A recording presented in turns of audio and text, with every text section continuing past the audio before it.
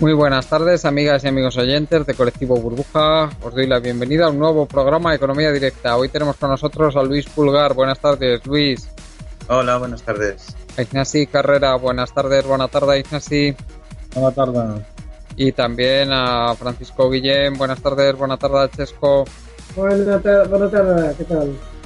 Hoy vamos a hablar de privatizaciones de básicos, privatizaciones de servicios o de bienes que tradicionalmente se han considerado bienes públicos, como puede ser el agua, y comentaremos, porque ha habido bastante escándalo en torno a esto en estos últimos días, qué consecuencias tiene la privatización de estos bienes y si hay alguna positiva, porque según los que son partidarios de estas privatizaciones dicen que sí, que esto es todo positivo, positivísimo, pero hay mucha gente que no lo ve, que no lo vemos ni mucho menos claro.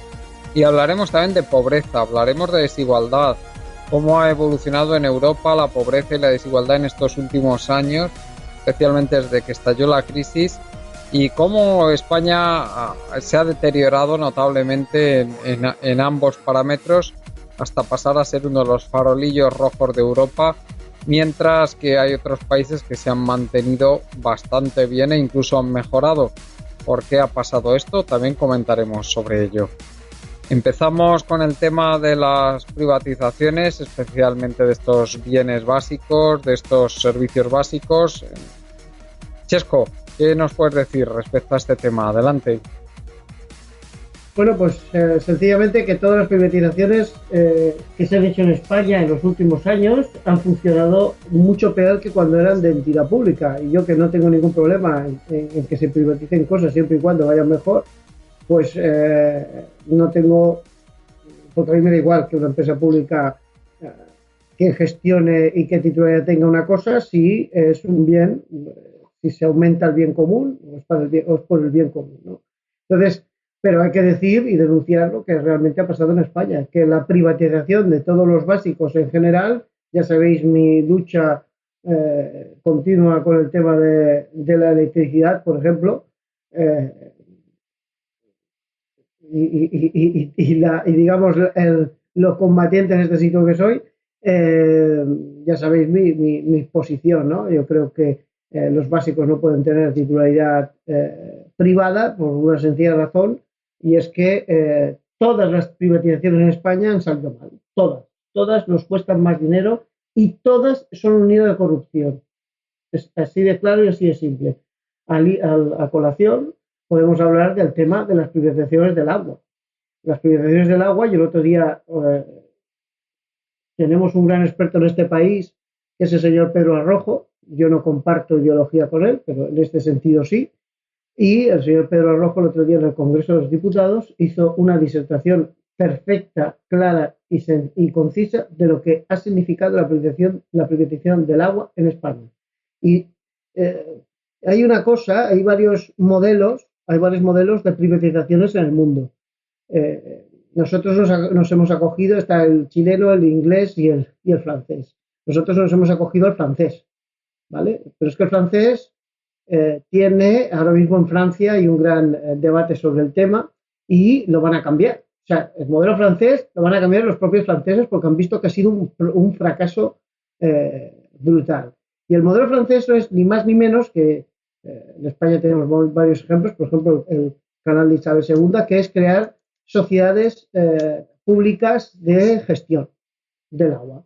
Entonces lo que hacen es, en vez de privatizar el medio, privatizan la gestión del agua. ¿Cómo se privatiza? Mediante una sociedad donde la mayoría de las acciones son de las entidades municipales, las entidades públicas, pero el 49% es de esta empresa. Pero ¿dónde está el kit de la cuestión y por qué se hacen dañinas estas sociedades a la larga? Pues por una sencilla razón. Porque durante 30 a 50 años estas sociedades se aseguran que sean ellas las que contraten y subcontraten las empresas que ayudan a esta gestión o que la gestionan directamente. Con lo cual, el poder de la mayoría accionarial se pierde directamente y solo manda digamos, las manos privadas que están dentro de esta sociedad. Y luego hay una cosa que, por ejemplo, en Francia se quiere ya eliminar, que es el canon concesional.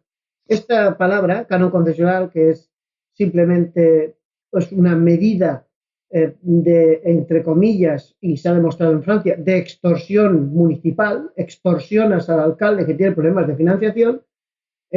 Muchos ayuntamientos tienen problemas de financiación hoy en día. ¿Y qué haces? Mediante el canon concesional te aseguras la gestión. Es como un pago.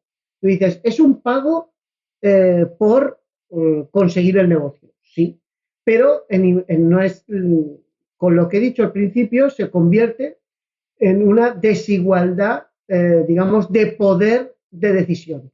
Porque además pasan dos cosas. Tú te coges un alcalde de estos que tiene un problema grave de financiación y prácticamente le dices, oye, te voy a dar 100 millones de euros para que me des tu concesión del agua de 30 o 50 años. Y perdona, si vamos a ser copropietarios, aunque sea yo menos, un término minoritario. Pero claro, con lo que he explicado antes, el poder accionarial se pierde. O sea, el poder de la mayoría accionarial se pierde. Gana siempre la empresa que llega y gestiona este agua. ¿Qué pasa? Pues pasa una cosa muy sencilla. Luego hay la segunda historia. Como manda la empresa esta, lo que hace es en el contrato que se firma con este ayuntamiento, es sencillamente poner una cláusula que es donde ya se destroza absolutamente todos los términos de eficiencia y de negocio para las dos partes. Solo hay negocio para uno, que es que cualquier costo sobrevenido o cualquier subida o cualquier fallo o cualquier lucro cesante será pagado mediante tarifa por los consumidores. ¿Qué pasa? Que nos dejan un dinero que acabamos pagándole a esta empresa mediante deuda. Y eso es lo que está pasando no solo con el agua, está pasando con todos los básicos que se están privatizando en España. Y se consigue un monopolio, se organiza un monopolio donde además no puede nadie más, porque se aseguran durante 30 o 50 años, digamos, garantizándolo mediante, si se concede a otra empresa un lucro cesante bastante llamativo y fuerte. Ahora vemos, por ejemplo, los lucros cesantes. La señora Magdalena Álvarez firmó, esto es otro sector, firmó un lucro cesante. 1.499 euros, 99.000 millones de euros se tienen que pagar a Vertis por la bajada del tráfico en las autopistas. Esto lo habéis oído esta semana. Esto es sangrante. Esto es sangrante. Castor, Abertis, todas y cada una de las empresas que gestionan nuestros básicos en España, hacen que los básicos nos cuesten más dinero, muchísimo más dinero, crean unas desigualdades impresionantes, nos restan renta disponible, destrozan la eficiencia y la eficacia que intentan las empresas imponer para poder vender mejor y ser más competitivas. O sea, los esfuerzos por la competitividad en una parte se lo llevan esta gente y crean monopolios que son inexpugnables, ¿no? Entonces, bueno, yo creo que resumidamente, si lo he dicho un poco atropelladamente, pero resumidamente he explicado un poquito esto, y ahí tenemos tres ejemplos claros que son el canal de Isabel II, que ha estado dando beneficios en los últimos años y que la señora Esperanza Aguirre quería a toda costa privatizar. Tenemos al otro lado tenemos Aguas de Barcelona, ACBA, que, como decía el señor Arrojo perfectamente, es una asociación ilícita, no dicho por él, sino dicho por los jueces. Es una asociación ilícita, es una asociación prácticamente mafiosa que se dedica a robar y estafar. Y bueno, pues este es otro pie más. Tenemos el agua, tenemos la luz, tenemos todos los básicos. Luego tenemos, para mí es un básico Internet, perdona, dime. No, que yo que creo, Chesco, que es que aquí tenemos un problema y es que nos estamos olvidando de que en la teoría económica clásica, no digo nosotros, digo en general la sociedad, nos estamos olvidando de que si había alguna razón para que la producción la hiciera el sector privado y no el sector público, era que se suponía que en un mercado competitivo habría incentivos para mejorar la gestión, para mejorar la tecnología, para mejorar en general el servicio a los consumidores. Pero claro, en un servicio como el agua, ¿qué clase de mercado hay? ¿Qué clase de incentivo hay para que una empresa privada mejore? Nada. El único incentivo que va a tener una empresa privada, que va a ser el único que va a suministrar el agua, es subir los precios al máximo para extorsionar a los clientes y dar el peor servicio posible. Es que ese es el único incentivo que va a tener. No, pero es que el problema es por la idiosincrasia de ciertos básicos. Si la idiosincrasia de ciertos básicos conlleva que la única manera de servir un básico es que haya un único, digamos, o una como red el agua, básica. tú no puedes tener 20 acometidas de agua en tu casa, una con cada empresa. Aquella empresa a la que tú le das una gestión se convierte en un monopolio, indefectiblemente. Te quedas secuestrado al monopolio. ¿Y qué va a hacer automáticamente? Pues abusar del consumidor. Claro, pero eso es los culpables, son los políticos que son capaces de restarse su soberanía. Es que no nos da... Los culpables son todos. Es culpable el político, es culpable el empresario y es culpable la prensa que colabora en todo este robicinio a los ciudadanos. Y es culpable hasta el ciudadano que dice que sí, que perfecto. Y no todos lo decimos, pero los suficientes lo dicen, ¿eh? Bueno, pero os dais cuenta... El empresario que no quiere competir, porque esos son empresarios... Cuando tú quieres una concesión de una autopista o de aguas o de electricidad, lo que quieres es, como empresario, estás buscando un monopolio. Tú no quieres competir, ni hacer nada, ni mejorar tu empresa, ni mejorar tu gestión, ni mejorar tus productos. No quieres hacer nada. Lo que estás buscando, eres un empresario parásito, que estás buscando un monopolio para ganar dinero. Pero eso no es un empresario. Es decir, a mí un señor que quiere una empresa eléctrica en monopolio, eso no es un empresario. Eso es una garrapata. Una garrapata siendo suaves con ellos, ¿no? Sí. ¿Qué tiene un empresario? Un empresario innova, busca mercados, es decir, organiza, gestiona y estos no hacen nada de eso. Es decir, es el parasitismo empresarial. Es decir, el empresario que busca esto, yo no le considero empresario. Luego está el político, la señora Magdalena Álvarez. Primero, hay un problema que una señora pueda firmar tal cual, de un día para otro, un contrato de 1.500 millones de ¿cómo se llama? De compensación, ¿no? Es decir, si eso es legal, si una persona en España puede decidir por 1.500 millones y lo puede hacer tan tranquila, esta señora tan tranquila, es decir, esta señora nos acaba de robar a todos los españoles 1.500 millones de euros y no pasa nada. Y esto es legal y la Constitución defiende eso y la justicia defiende eso. Es que el problema de España es que es mucho más grave de lo que parece. Estamos hablando de 1,5 millones de personas trabajando un mes entero para regalarle el producto de su trabajo a Vertis. Claro. Cuidado una cosa. Legal, la justicia va a defender. Y desoyendo el Consejo de Estado. El Consejo de Estado dijo que no se debía firmar eso así. Y la señora Magdalena Álvarez lo desoyó y firmó. Pero daos cuenta que es que esto es el primer gobierno de Zapatero. Pues estos tíos son igual de golfos que los que en el gobierno de Aznar firmaron lo de las autopistas radiales y todas estas autopistas ruinosas que nos han costado todavía más dinero que esto. Porque son todos los políticos. Y el gobierno de González también. Y esto es legal y aparte que la justicia defiende eso. Es decir, o sea, por muy legal que sea, tiene que haber algo mayor que cuando... Es decir, lo que no puede ser, lo que es evidente que esto es un crimen, la justicia diga que no es un crimen y que es legal. Y en España es así, porque ya se ve, es decir, o sea, tú no puedes venirte a alguien a un bar y cobrarle un café 5.000 euros. Y es lo que nos está haciendo los políticos. Nos están cobrando 5.000 euros por un café. Y la justicia dice que es legal. Yo lo dije aquí una vez. Es que no llega Rajoy con una pistola a tu casa a robarte ese dinero. Porque lo ha comparado muy bien antes Juan Carlos. que es el sueldo de un mes de 1.500.000 trabajadores, lo que nos están robando. Pero no viene a tu casa nadie con una pistola para que lo veas. Y luego al final la gente lo que ve son las noticias. España va muy bien. Esconden este tipo de noticias, entonces no nos damos cuenta.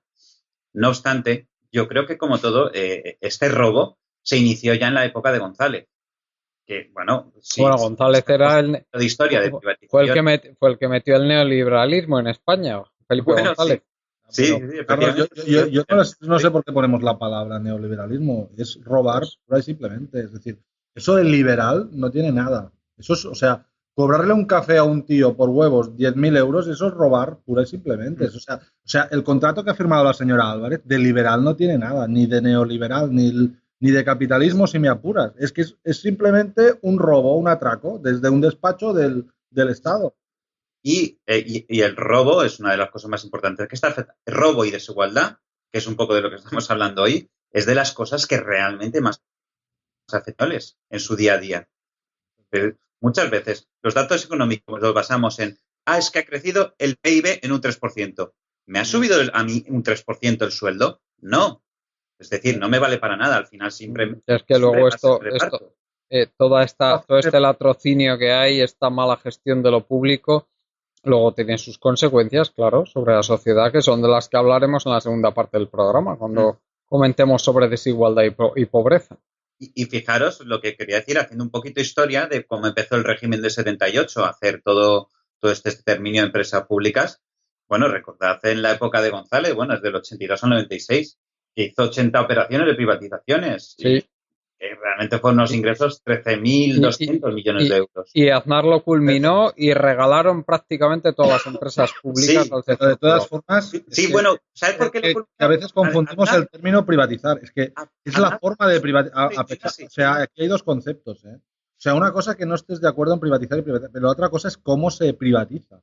Es decir, tú no puedes estar concepto en privatizar, perfecto, o puedes estar a favor, pero la otra cosa es robar directamente. Sí, es que malversaron el patrimonio público. Privatizar. Tú podrías privatizar y decir, oye, mira, lo gestiona esta empresa privada, pero en unas condiciones razonables. Y otro dirá, no estoy de acuerdo, lo quiero público, perfecto. Pero es que eso no, es que lo que hacen los gobiernos de España no es privatizar, o es privatizar y además un robo metido en esa privatización. Y además, una vez vendido, regalar o compensar las pérdidas, que ya es lo peor todavía, que eso no lo acepta ni un liberal. Es robar. No, eso es lo más duro. Es que cuando se habla de liberalismo, de capitalismo, eso ni es liberalismo ni es capitalismo. Cuando se erige monopolio, se va en contra del liberalismo y del capitalismo. El monopolio va en contra directamente. Lacra y rompe los principios básicos del capitalismo y del liberalismo. Entonces, el neoliberalismo es la hipocresía y la incoherencia pura en una ideología y además se autodefinen liberales. Todos estos que se autodefinen liberales, ejemplo, la Esperanza Aguirre intentando gestionar, o sea, privatizar algo como el canal de Isabel II, que funciona perfectamente, dando beneficios prácticamente cada año, pues de liberal no tiene nada. Esta señora erige un monopolio, igual que todo lo que se ha erigido. Si nos podemos ir al modelo británico o al chileno, en Chile, Endesa es la dueña de los ríos directamente, es dueña del medio.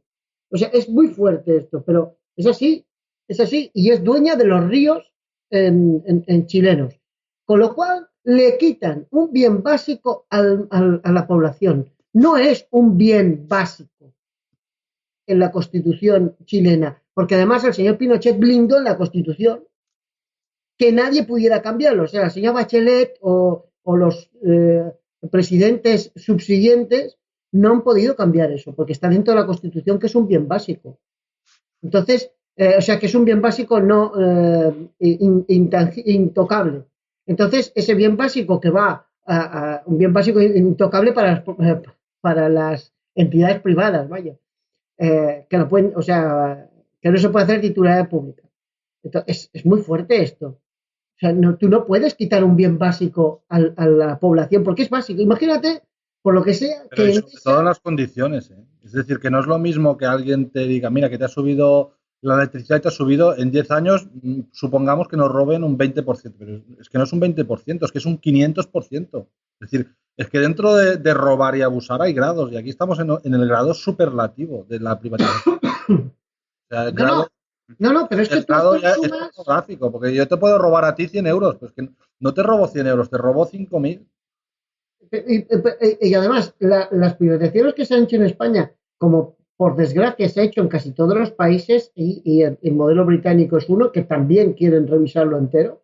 O sea, todo el modelo británico, la señora Thatcher privatizó por las buenas todos estos bienes, todos estos productos básicos, todos estos bienes básicos, perdón, lo quieren también revisar. Es que eliges monopolios, el monopolio va en contra del Estado. Y al final se vuelve dañino contra la economía, se vuelve dañino contra los ciudadanos, se vuelve dañino contra todo. Que es lo mismo que está pasando en Francia. En Francia lo están revisando y nosotros lo estamos acelerando. Es que tiene muchas narices. O sea, en Francia quieren cambiarlo, quieren hacer una recesión, quieren cambiar de titularidad privada a titularidad pública. La mayoría, en Alemania lo han hecho. Es que nos quejamos de los alemanes. Pero ¿por qué Alemania funciona? Alemania funciona porque ellos tienen otra mentalidad que es, entre comillas, el bien común está por encima de todo. Está por encima de todo. Incluso la economía está supeditada al bien común. Nos guste oírlo o no nos guste oírlo, pero es la pura realidad. Entonces, en Alemania lo han cambiado. En Alemania no tiene este modelo que tiene Francia, Chile o Gran Bretaña.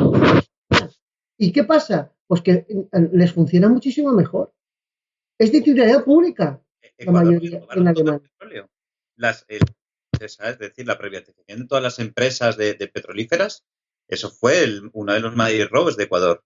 Y fue por aquello que llegó Rafael Correa, hizo tanto nacionalizaciones como tasas de explotación, que hicieron al final que creciera la economía ecuatoriana como nunca había crecido antes. Es decir, tenemos un ejemplo en el cual vemos que al final la vuelta a nacionalizar o las tasas de explotación que se pusieron hicieron que creciera el PIB pero sobre todo que creciera la renta de la gente, que crecía en algunos casos 1.000 euros al año. Es decir, se cambió completamente. Pero sobre todo también añadir, Luis, que hizo una buena gestión. Por favor, Inés, un momentito. Yo quería resaltar, bueno, los máximos logros de cada uno de los presidentes, las mayores medallas que han tenido en privatizaciones, que, bueno, la de Felipe González, una de las máximas, fueron tema de las automovilistas SEAT o ENASA, que es la que está integrada en Iveco ahora mismo, Transatlántica, Marsans. Pero bueno, luego más adelante ya Aznar culminó, porque lo que es en patrimonio hizo 8 veces más que Felipe González. O sea, ya las nacionalizaciones de Aznar llegaron a 80.000 millones de euros. Y todo aquello se hizo por el tema de Maastricht, que teníamos que España tenía que llegar a tener un déficit menor del 3% para poder acceder a la Unión Europea. Y es por aquello que empezó a vender y a privatizar todo. Claro, y es que a Aznar se le habló como que él hizo una especie de milagro económico, cuando realmente lo que hizo fue que buena parte de los ingresos del Estado venían sobre todo de las nacionalizaciones. Y además es que lo hizo con todas las joyas de la corona. Luis, es que, pero hay una clave, hay una clave. Repsol, Telefónica, Argentaria, Gas Natural, que bueno, ya había iniciado un poco en parte Felipe González, pero es que este lo culminó además. Sí, pero hay una clave. Es que la clave no es malo que se privatice. Fíjate lo que te voy a decir. No es malo que se privatice.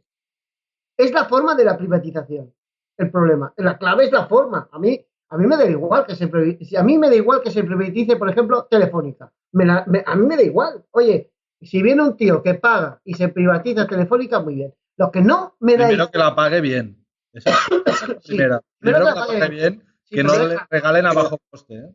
Sí, pero la clave de la privatización de Telefónica es que no se erija un monopolio. O sea, yo me aseguro que no se erija un monopolio. A mí me parece perfecto que venga alguien y compre Endesa y la pague bien, pero que no se convierta en un monopolio. Yo no le dejo a Endesa que se convierta en un monopolio. Esa es una patrimonio del Estado, Chesco, también. O sea, es un patrimonio, es decir, venderse a una empresa está bien, pero que el Estado tenga patrimonio y en empresas tan fundamentales también puede ser bueno. O que Endesa, por ejemplo, sea un 60% del Estado y un 40% privado. Pero es decir, si el Estado tiene empresas y tiene empresas rentables, pues todos los españoles somos un poco más ricos. Sí, pero bueno, en un momento determinado, por las circunstancias que sean, hace falta dinero. Y entonces dices, bueno, vamos a vender empresas, que no pasa nada. Si no pasa nada por vender las empresas y tú privatizas bien, Algo pasa, algo sí que pasa. Privatizar bien, no pasa nada. Privatizar bien quiere decir que yo no dejo que se erija un monopolio. Es que esta es la gran clave de todo. Si yo dejo que se erija un monopolio que coarte mi libertad a la hora de escoger, entonces estoy malvendiendo mi futuro.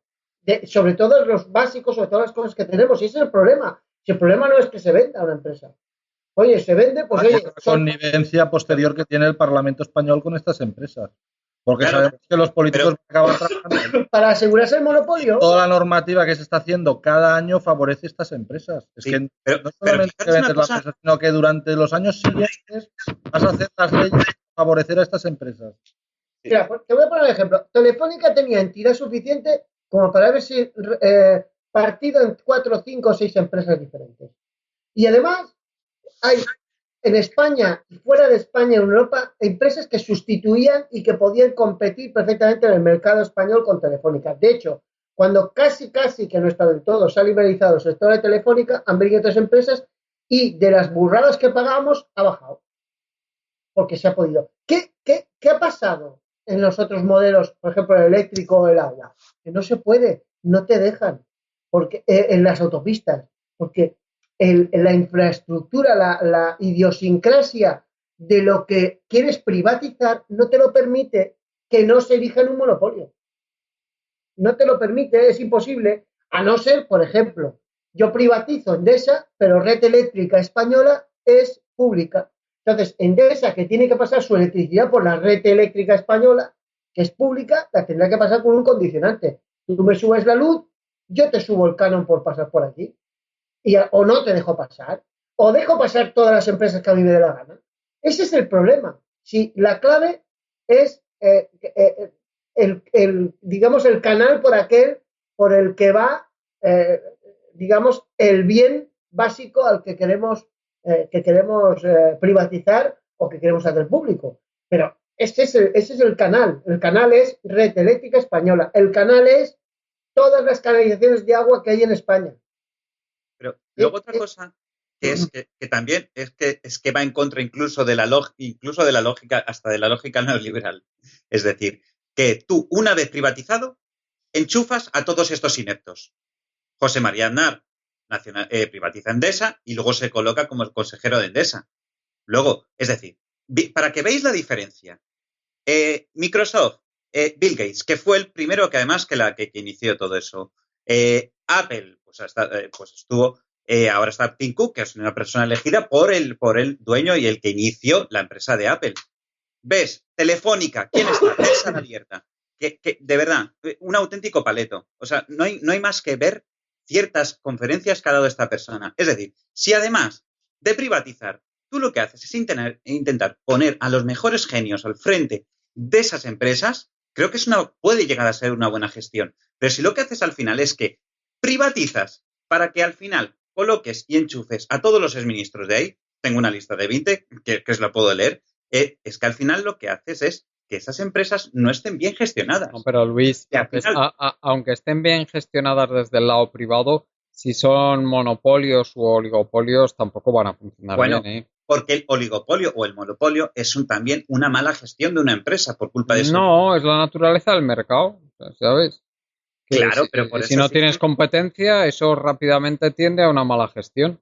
Claro, pero para eso debería estar la CNMV, que es la que controla un poquito todo esto. Porque le pusieran límites a las tarifas y a la gestión, pero claro, sí, es que encima de que las privatizan como las privatizan, les dejan hacer lo que hacen, lo que les dé la gana, poner las tarifas lo que les da la gana, encima tienen compensación tarifaria, es decir, se inventan cosas nuevas, es decir, es una barbaridad.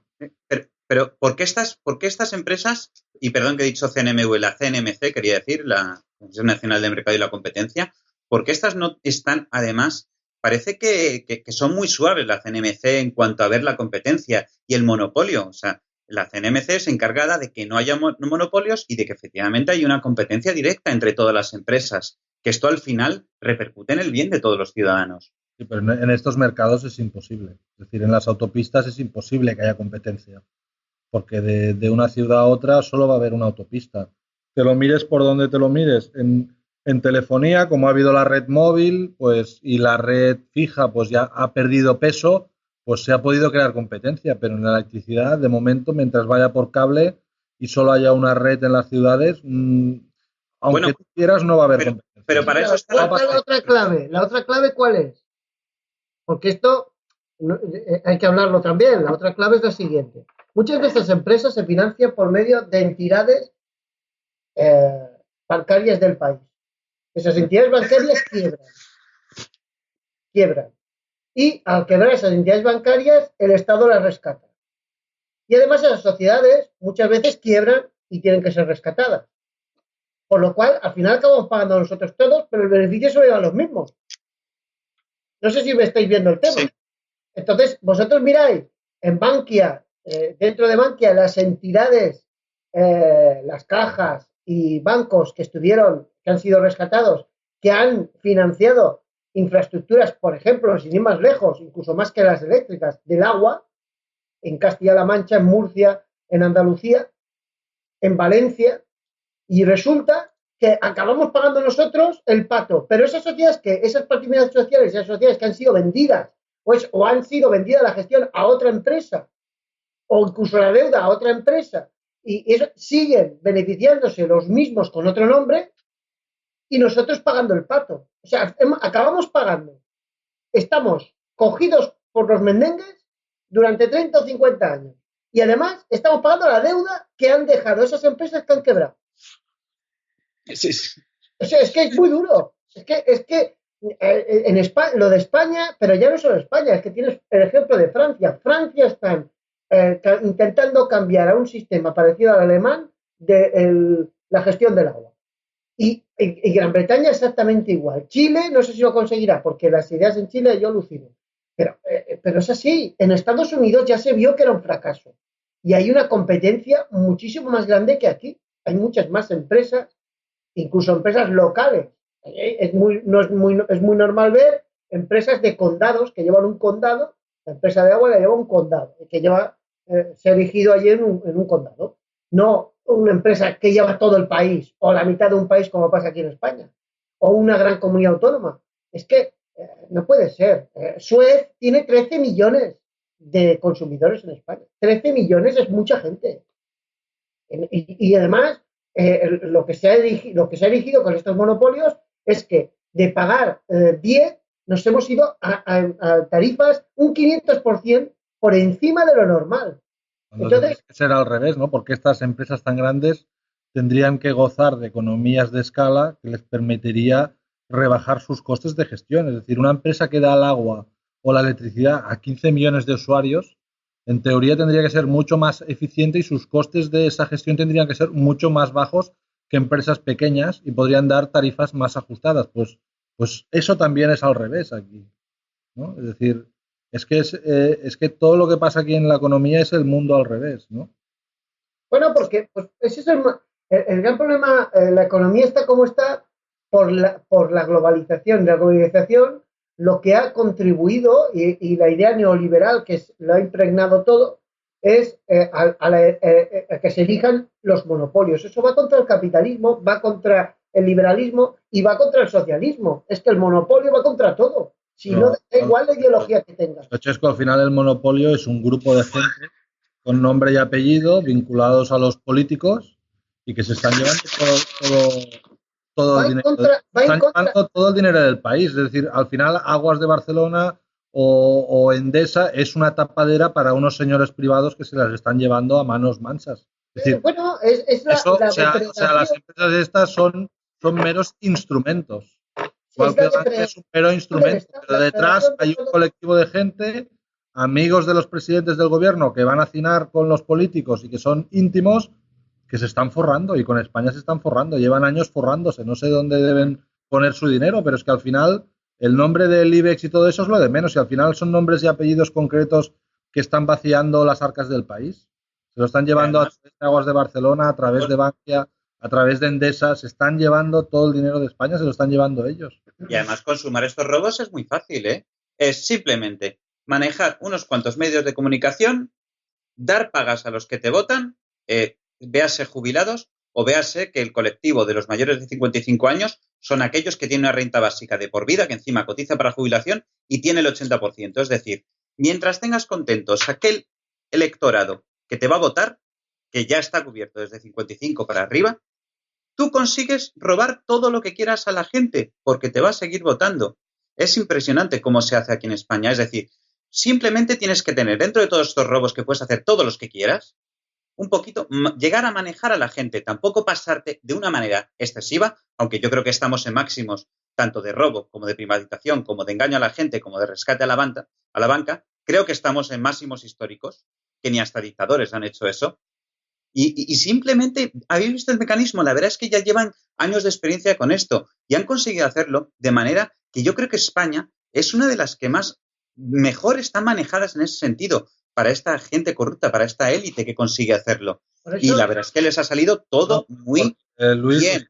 Lo único que se dedican a hacer los políticos, Podemos, y lo han neutralizado de una manera absoluta. Bueno, porque la prensa y los políticos lo único que se dedican es a calcular esa parte que necesitan de votos. A eso se dedica el gobierno. Claro.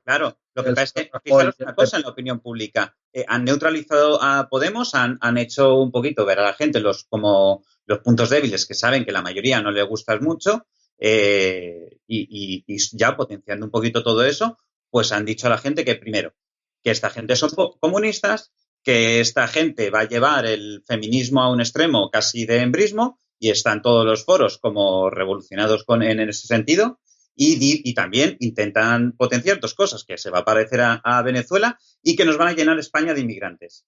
Pero la gente, pero ojo, Luis, pero yo creo que hay un tema sobre el que hay que reflexionar, es que la gente les vota contentísimos, ¿eh? Sí, pero están intentando incidir también en las nuevas generaciones y todo eso lo ves en los foros en los que hay gente que habla como una barra de bar y habla sin pensar ni nada, simplemente se fija en 4 cosas de Podemos. Y esto os lo digo porque es que se ve perfectamente en los foros. La gente en los foros cuando habla de que puede llegar a ser una sociedad en la cual habría un embrismo tremendo y eso le asusta a mucha gente. Luego hablan de que España va a llenarse de, solo por un poquito, por comentarios salidos de tono de estos grupos políticos, se lo intentan poner todo en contra. Luego hablan de la relación con Venezuela y ponen todos los temas de una manera que parece como si Podemos fuera a dar la vuelta al país. Pues está claro. Además, todo esto ya ha sido hecho por los demás. Pero Luis, todo eso lo que trasluce es que es una sociedad de derechas, una sociedad franquista. Una sociedad que quiere desigualdad, que quiere que las mujeres estén oprimidas, que quiere que los pobres no puedan salir del agujero. Eso es lo que trasluce todo eso. Claro, pero ¿Has visto el tratamiento? ¿Qué pasa? Que los foros al final que llega, porque sí es cierto que hay casos, por ejemplo, de embrismo y ¿qué pasa? Que caes.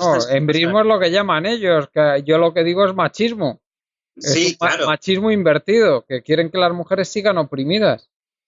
No, bueno, yo creo que en la generación si solo hay que ver el tratamiento de lo que ha hecho Ada Colau, por ejemplo, con la subasta o con el concurso público sobre electricidad en Barcelona.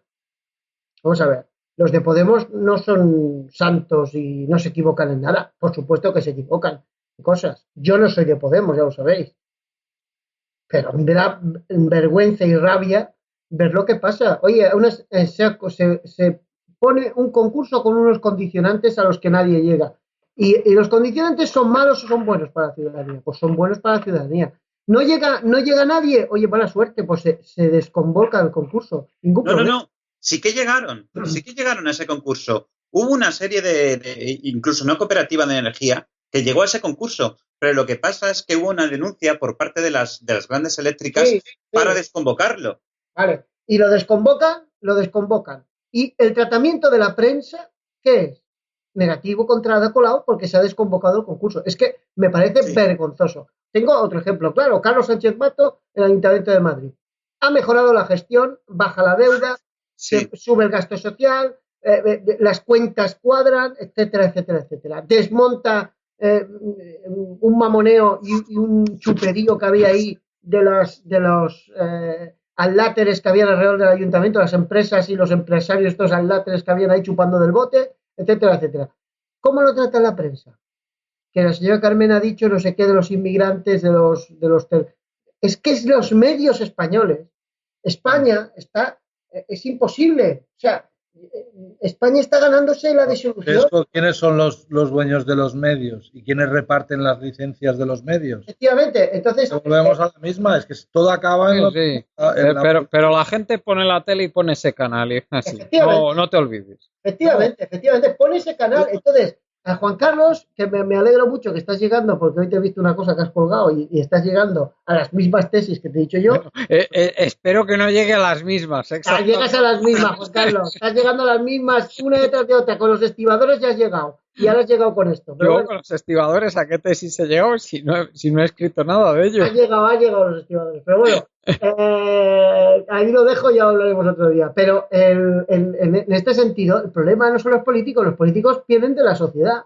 La sociedad española quiere esto. Por eso España es inviable. No.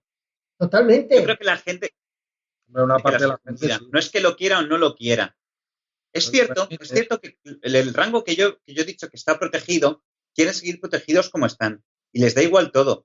Y me acuerdo un día que lo asociábamos un poquito a la democracia romana, que siendo democracia tenía esclavos.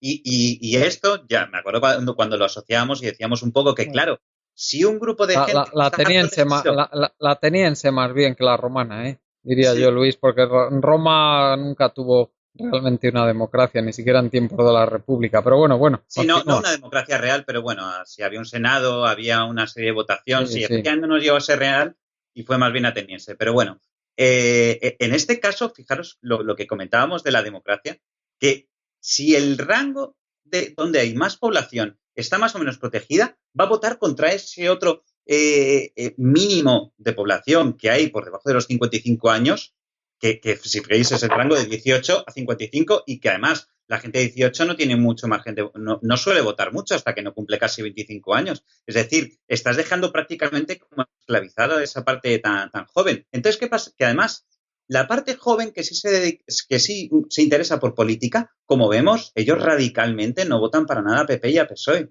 Entonces, yo creo que en parte es un poquito conveniencia. Pero es que es la parte más solidaria, la parte más demócrata, la parte más de izquierdas de la sociedad. La parte de la sociedad postfranquista pues sigue contentísima con que manden los corruptos, con que tengan oprimidas a las minorías y con toda esa moral tradicional repugnante del franquismo que sigue perviviendo en nuestra sociedad. Casposidad, Juan Carlos. Bueno, yo creo que la moral del franquismo está en la gente joven. Yo jamás he visto que la mentalidad de la gente joven tenga mucho que ver con la del franquismo, para nada, Bueno, los jóvenes votan muy poco al PP y al PSOE, eso tampoco hay que olvidarse. Bueno, sí, han votado algunos de esa manera. Pero pocos. O sea, si las elecciones se hubieran hecho entre la gente entre 18 y 40 años, el PP y el PSOE hubieran sido partidos testimoniales en el Parlamento. Efectivamente. Tú si ves a la gente joven, la moral que tiene no tiene nada que ver con una moral conservadora. Pero para nada. El otro día hicieron un estudio que si sacabas a Euskadi, a Cataluña, fuera de las elecciones, subía espectacularmente el voto del PP y el PSOE. Sí, así es. Tendría mayoría absoluta. Perdón. Sí. Que no te he oído, perdón. Que sacando a Euskadi y a Cataluña de España, que hubieran arrasado PP y PSOE. Sí. Fíjate que en Cataluña, que Convergencia, con los casos de corrupción, electoralmente está sufriendo muchísimo, ¿no? Y en cambio en España el PP no. No. O sea, aquí en Cataluña Convergencia tiene un problema electoral enorme, ¿no? Porque está perdiendo votos a puñados con cada caso de corrupción. Sí, porque yo creo que es que esto es la visión patrimonial del Estado que tiene todavía mucha gente en España. Es decir, que el que manda tiene derecho a disponer del Estado a su libre conveniencia. Derecho de pernada, que se llama. Claro, que es lo que hacían los monarcas absolutos. Pues hay mucha gente que dice que si el PP manda, pues el PP tiene derecho a apropiarse de una parte de esos rendimientos del Estado, de ese patrimonio del Estado. Y encima no lo ve mal porque piensa que es su derecho, el derecho del monarca absoluto. Esa es la casposidad que hablamos del resto de España. Y por eso yo llegué a la conclusión, no hace mucho, de que no hay nada que hacer. De que hay que empezar a elegir muros, no fronteras, sino muros ideológicos y muros de mentalidad. Oye. Sí, pero Chesco, una cosa. ¿qué muros ponemos? Si nos fijamos en las elecciones, realmente las capitales, donde tienen un pensamiento muy distinto al de las zonas rurales. Sí, Entonces, no hay nada que hacer, pero no hay ¿cómo nada vas a que poner? hacer. Creo que al final un Estado, para que un Estado tenga viabilidad, realmente tiene que contar tanto con las zonas rurales como con las zonas, la zona de ciudad. Que Vuelvo a repetir, donde, el mal de España está en el mal llamado desarrollo rural. Y os lo digo, me lo habéis oído decir muchas veces. Ese es el gran mal de España. O sea, que la ley DON, esta ley, las leyes electorales, todo esto Sí, sí. va en contra absolutamente de la democracia y va Da- en da- contra dar cuatro del votos sentido común. dar 4 votos al de Soria en relación al de Barcelona y al de Madrid. Sí. No tiene ningún sentido. Que aquí en Cataluña me he quejado toda la vida. ¿Por qué uno de Lleida o de Girona, de Lleida, por ejemplo, vale su voto 4 veces más que el mío?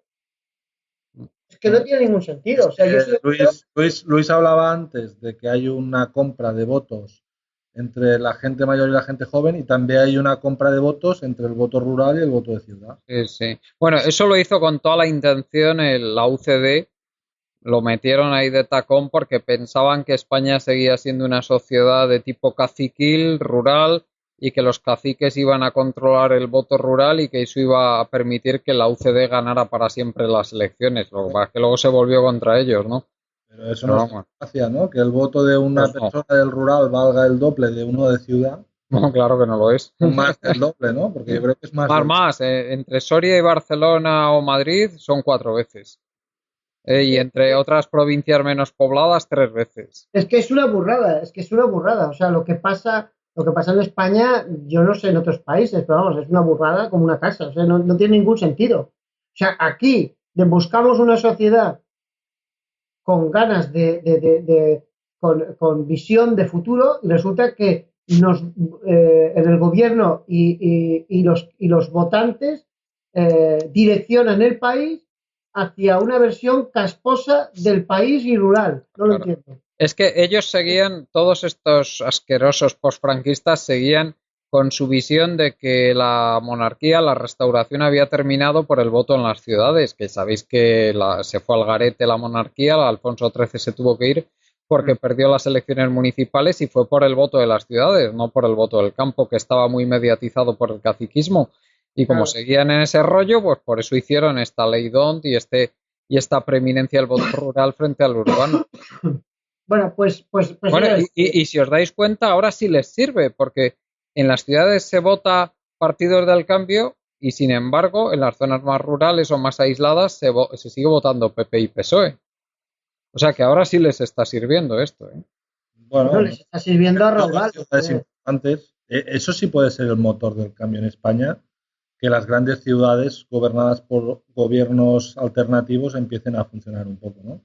Ahí sí puede haber un cambio, ¿eh? Sí, eso es lo que espero, porque Madrid, por ejemplo, está funcionando bastante bien. De hecho, no sé si era ayer o hoy que se iba a presentar ya el informe de la auditoría que había hecho el Ayuntamiento de Madrid, que tengo muchas ganas de leérmelo para que lo comentemos otra semana. Pero ciertamente, de las pocas pinceladas que he podido ver, Madrid se está gestionando muy, muy bien.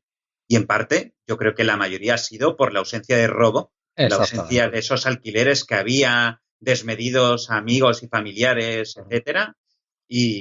Como decimos, si es que tampoco es tan difícil, si con no robar ya es bastante para que mejoren un montón las cosas. Claro, no robar y cuando se hace algo, hacerlo con sentido común, decir, no, vamos a buscar, oye, pues nos cuesta 10, este 12 y este 20.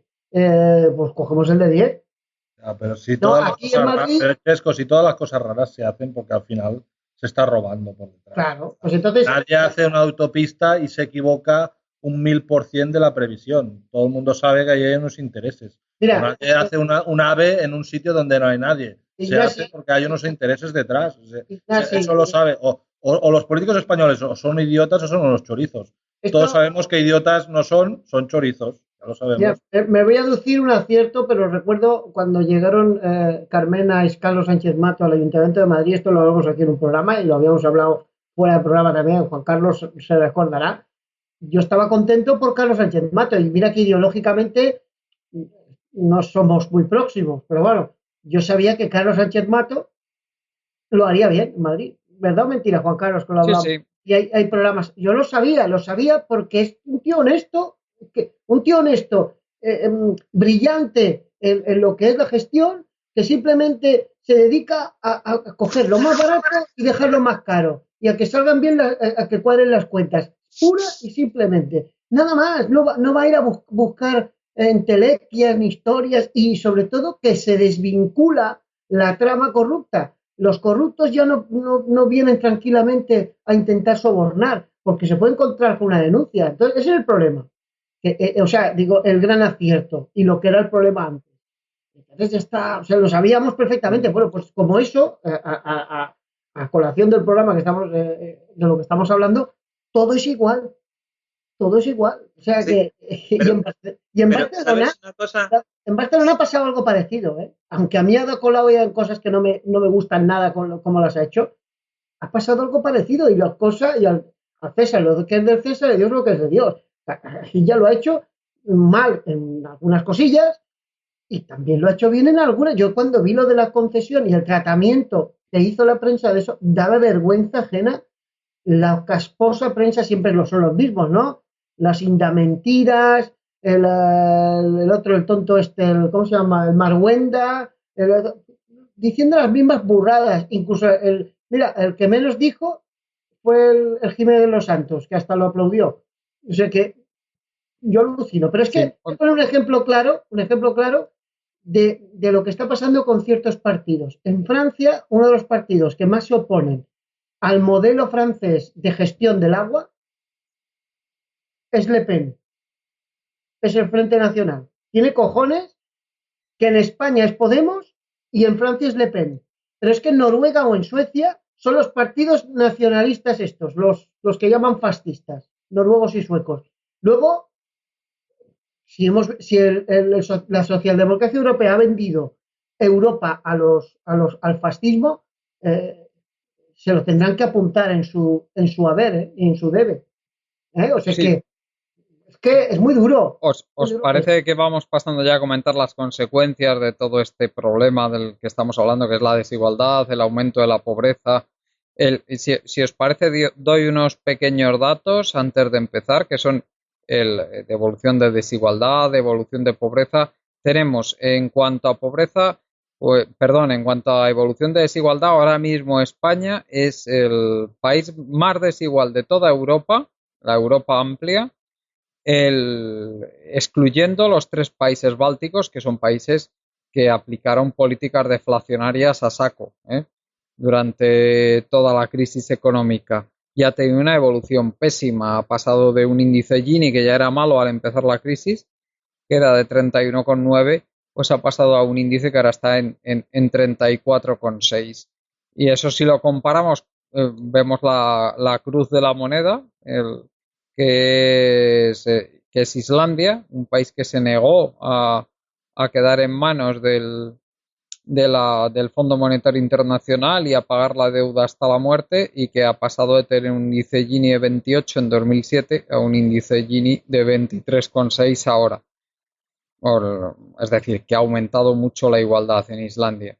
Y luego, en cuanto a pobreza, pues tenemos una situación que es más o menos igual.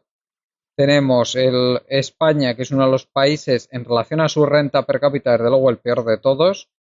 Solo tiene por detrás países muy pobres como Bulgaria, como Rumanía, y algún país de estos que tiene renta per cápita mucho menor que España. Y luego, vergonzosamente, países con mucha menor renta per cápita, como son la República Checa, pues tienen una situación de pobreza pues que es mucho menor que la española, que está prácticamente en el 30%, cuando la República Checa, con una renta per cápita bastante menor, tiene una pobreza del 14%, y la pobreza media en la Unión Europea es del 23%, frente a casi el 30% español, como he dicho. Desde luego tenemos un auténtico problema en España, un problema en la evolución de los parámetros. Hemos pasado del 23% a casi el 30% de pobreza durante la crisis. ¿Cómo se define Y bueno, la pobreza? lo que demuestra cómo se ha gestionado la crisis también. Carlos, ¿cómo se define la pobreza técnicamente? Pues la definición de pobreza que usa Eurostat, creo que lo usan en función de la privación material severa, pero bueno, habría que mirar exactamente a qué se refieren, ¿no? Hay dos tipos. Tienes la pobreza absoluta, que es algo más objetivo, es el número de personas que viven bajo ciertos parámetros de una línea de pobreza, como llamáramos. También a veces lo dicen por menos de $1,9 anuales. Y luego está la relativa, que esa es la que interesa en cada país. Es decir, que ese es cuánta gente está por menos del 60% de la mediana de la renta. Y que sería la pobreza relativa. ¿Tienes más datos como la carencia material severa? Que, por ejemplo, sería que tienes que tener una de estas 4 circunstancias, que sería, por ejemplo, que no puedes irte de vacaciones al menos una semana al año, que no puedes comer carne, pollo, pescado al menos cada 2 días, que no puedes poner la calefacción o el aire acondicionado, o no tienes dinero suficiente para una lavadora, un televisor, un coche o incluso un móvil. Con que cumplas 2 de esos requisitos, ya entrarías dentro de la carencia material. Sí, a esto se refiere, ¿eh? A esto se refiere esta estadística que he dado. A mí me gusta mucho cómo la clasifica Avic Big Data, los datos de Avic Big Data, porque tiene mucho que ver con lo que decís, pero lo calibra en términos de paridad. de renta disponible, y según esa renta disponible no puedes disponer de todo al 100%. O sea, quiere decir, te puede faltar en algún momento agua, te puede faltar en algún momento la luz, te puede faltar, tienes que elegir entre comer o encender la luz y tal, y que la calibra en los 400 euros aproximadamente en España y, por ejemplo, en Hungría en 200 y pico. ¿Me entiendes? Es una cosa parecida a esto. Claro, pero yo creo que hay otras cosas. Fijaros una cosa, es que también luego es muy objetivo, porque también tiene que ver con el precio de la vida en cada país. Y claro, eso digo, que en un sitio son 400 euros y en otro son 200. Pero al final, en un sitio o en el otro, te puede faltar en algún momento agua, en algún momento gas, en algún momento luz, o por supuesto ya de las vacaciones ni hablemos. O sea que esto es como Avid Big Data, Big Data lo genera, ¿no? El ratio. Y a mí luego comentaré unos ratios en cuanto a la pobreza en España y alucinaremos. Perdonadme, ¿eh? Sí, no, pero sí. Un poco visto, un poquito en mi propia opinión, lo que tienes que tener es un poquito en cuenta muchas cosas. Es decir, es cierto que una persona con un sueldo de 1.200 euros puede vivir en Madrid porque comparte una habitación, etcétera. Entonces dices, ¿tiene comida? Sí. ¿Tiene casa? Sí, en una habitación compartida. ¿Puede ahorrar? No. ¿Tiene posibilidad de futuro? Sí. ¿Tiene? De las 4 cosas que hemos dicho antes, ¿puede llegar a tener un coche viejo? Sí. Pero, sinceramente, ya no es solo tener todas esas ciertas cosas. La verdad es que hay cosas que ya son un poquito subjetivas. Es decir, que no tengas que prescindir de un coche, que no tengas que vivir, por ejemplo, aunque vivas, porque ya la situación es si vives debajo de un techo. Sí, efectivamente, vivo debajo de un techo en una casa compartida con 4 personas. Yo creo que eso para una persona que es algo que se ha extendido ahora mismo hasta límites de casi 40 años, que ves gente compartiendo casa teniendo 40 años. Yo creo que son cosas que realmente para mí podría llegar a decir que está en el umbral de la pobreza, cuando tienes que llegar a elegir ese tipo de cosas. O sea, lo que afecta ya es un poco a la moral. Y es por eso porque la gente, claro, al final tiene que irse del país en muchos de los casos. O sea, que yo creo que ya de la pobreza, como decíamos en uno de los episodios, también está la pobreza moral que puedes tener.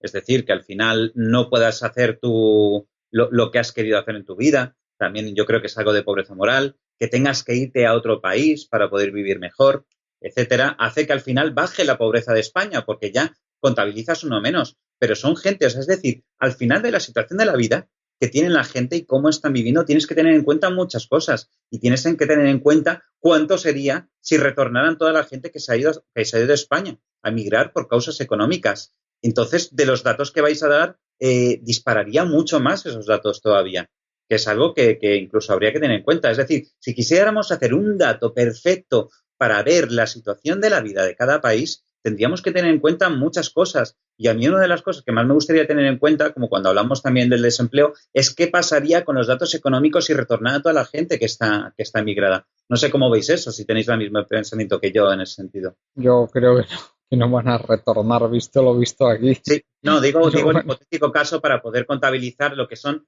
gente española, cómo viviría España en caso de que ellos estuvieran aquí. Imagínate el paro, cómo sería el desempleo. Sí, sí.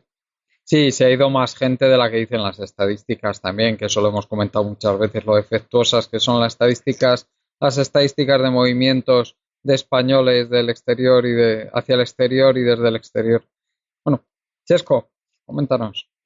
Bueno, pues yo voy a dar datos más que comentar el tema, ¿no? Datos clave, sobre todo porque lo voy a comparar con el mapa político español, ¿eh? En las zonas donde más se ha votado el PP y el PSOE, ¿vale?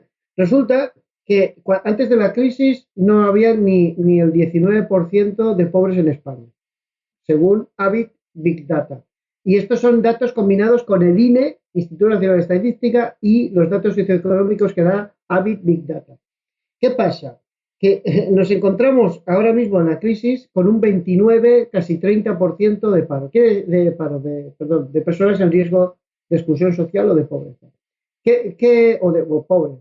¿Qué quiere decir? Que ha crecido más de un 10% en esta crisis desde el año 2005 a ahora. ¿Vale? O sea, prácticamente un 1% anual. Nos encontramos que el municipio, por dar datos así, el municipio más pobre de España es Ceuta, con un 45% de la población en riesgo de pobreza. Sanlúcar de Barrameda, Lorca, Murcia, Torrevieja, Alicante, un 37%, Utrera, un 36%, la línea Concepción, Molina del Segura, Murcia, un 35%, Alcalá Guadaira, un 34%, y Jerez de la Frontera, un 34%. Ahora vamos al mapa político de España y podríamos seguir así, ¿eh? Todas las ciudades, digamos, la España es en rojo con riesgo de pobreza, se encuentran entre el extremo sur, digamos, de Valencia, Alicante, Murcia, toda Andalucía, Extremadura, Castilla-La Mancha y hasta Galicia, y luego Asturias y Cantabria, y se salvan Galicia por un lado, Cataluña por otro y Euskadi por otro, que es donde menos riesgos de pobreza hay, con un 6%, incluso ha bajado llegó a un 7% en el culmen en el año 2008-2009, cuando estalló la crisis, incluso ha bajado un 1% desde 2008-2009. Cataluña está con un 11-12% aproximadamente y Galicia está en un 12-13% aproximadamente. Estas tres comunidades, o sea, la periferia de España, que resulta que menos Galicia, las otras dos no responden a los cánones políticos que el resto de España, resulta que son las que menos pobreza tienen. Las que más pobreza tienen, los que no quieren ser Grecia ni Venezuela, resulta que votan PP-PSOE. Solo por decir ahí, pero es que diremos más. Vamos a comparar con Grecia. Grecia tiene una media de un 34% de pobreza. Bueno, pues ya he dado aquí, por ejemplo, voy a poner un ejemplo: Torrevieja, Alicante, 37%, Cartagena, Murcia, 36%, Línea de Concepción, Cádiz, 36%, Alcalá de Guadaira, Pamplona, por poner otro ejemplo, algo totalmente distinto, solo tiene el 8%, que para mí ya es mucho, ¿eh? Bilbao un 10%, Valdemoro un 11%, Gijón 11%, Las Rozas, Madrid un 11%, o sea, podríamos dar cifras, pero esto es a grandes rasgos para que nos demos cuenta con lo que hablábamos antes hace un momento. La casposidad gana, pero es incoherente. O sea, toda la gente de todas esas zonas más pobres de España son las que dominan España. ¿Cómo puñetas no quiere que la periferia se cabree? Es imposible. Es que todos los datos obligan. Resulta que toda la España que yo digo, la pirenaica, Euskadi, Navarra, La Rioja, Aragón, Cataluña y Baleares, está bien. Y el resto es un desastre. Chico, que no puede ser. Pero has dicho de la tasa de riesgo de pobreza, ¿no?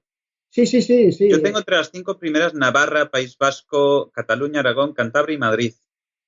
Entre las 6 primeras. ¿En riesgo de Y pobreza? luego, en tasa de riesgo de pobreza, sí. Pues, Ese pues, por la encuesta de condiciones de vida del 2015, bueno, que es la última que tengo. bueno, no La sé. última sería Andalucía, con 35,7.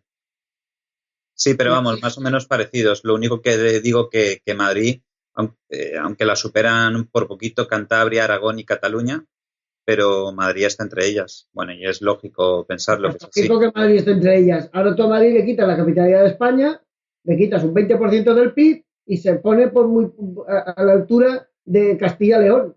Es que, Bueno, sí, claro, es que eso, a ver, que me alegro mucho que Madrid esté así, pero que es así, es como te lo estoy diciendo. Quítale la capitalidad, baja el 20% y se pone a la altura de Castilla-León o de Castilla-La Mancha. Claro. yo discuto, de todas formas, aunque fuera para otro programa, y discuto que el tema de la capitalidad de España sea tan favorable a Madrid y sobre todo, como dices tú, que Yo sea un creo que es 20%. determinante, o sea, no es que favorable, es que determina, es que si fuera Barcelona sería la leche ya Barcelona. Claro, Sí, pero es que no vivimos en un sistema democrático en el cual, porque Madrid sea la capital, signifique que todos los presupuestos tienen que ir a la capital. No significa que porque el resto de parlamentarios del Estado vayan a Madrid, al Parlamento, y el Parlamento se sitúe allí. Sí que significa que los sueldos van allí, pero es que es una cosa nimia. Es que el tema de decisiones, yo recuerdo cuando incluso hablábamos una vez, y perdona que nos vayamos un poco del tema, pero me acuerdo que hablabais una vez que yo recuerdo cuando no teníamos comunicaciones buenas hasta Andalucía, porque teníamos toda la zona de Despeñaperros, en el cual, hasta que no hubo un accidente de camión, no empezaron a cambiar toda la zona de Despeñaperros para que hubiera una autovía en condiciones, para que los camiones subieran. Y a todo esto, la AP7, todo lo que es el corredor de autopista del Mediterráneo, estaba prácticamente terminándose. sí, claro, Y sin pagando la embargo, gente. Madrid no tenía una comunicación efectiva y tuvo que haber un accidente. Ya, pero de pago, como ha dicho Chester. Es que te olvidas lo más esencial, que la AP7 es de pago, Luis. Claro.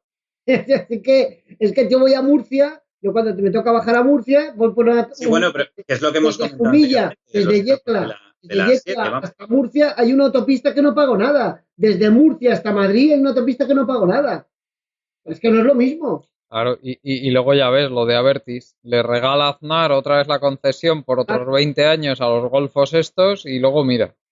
Hombre, es que no, En lugar de que revierta en el Estado la autopista. si te olvidas de lo esencial, Luis, que resulta que las autopistas en las infraestructuras en Cataluña se estaban pagando, todas las infraestructuras estaban pagando por las personas que las transitan, no ya por impuestos, que además por vía impuestos también. Es que pagan por las... Si aquí la gente se queda alucinada cuando viene, no para de pagar, pero donde sale, donde va, aquí, allá, en cualquier pueblo pagas. Bueno, aquí el trozo yo, que el que conozco era desde Murcia hasta Alicante, creo que ya está el trozo, pero todo lo demás, por ejemplo, ya desde casi antes de Murcia hasta creo que empieza pasado Málaga, Estepona, ya empieza a haber una de pago. No obstante, hay el resto de autovía, que también está la 7, que también tiene muchas zonas de... Yo recuerdo una vez yendo casi hasta Castellón, desde la costa de Granada, o prácticamente desde Málaga, y realmente los peajes que me encontré fueron 2 o algo así, más o menos. Madre mía, mira, tú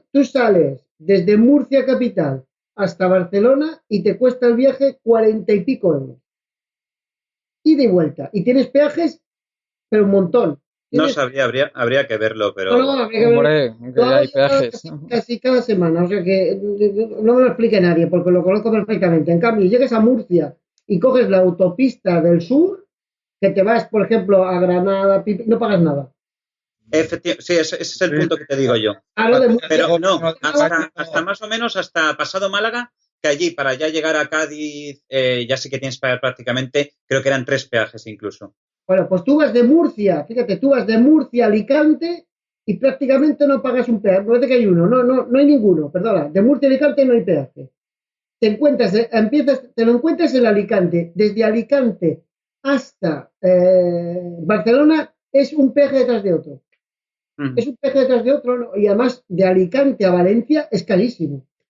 De Alicante a Valencia es una burrada, por eso mucha gente coge cuando llega a la rotonda de Valencia y coge y se va por Almansa.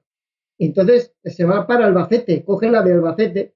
Entonces, Claro, y coges la de Albacete y allí no pagas y te vas por Yecla y Jumilla. Y cuando llegas a Yecla, que se está terminando la de Murcia, Yecla, ya coges una autopista que no pagas nada y que vas tú solo además Sí. porque no va a ir nadie y vas hasta Murcia sin pagar un euro.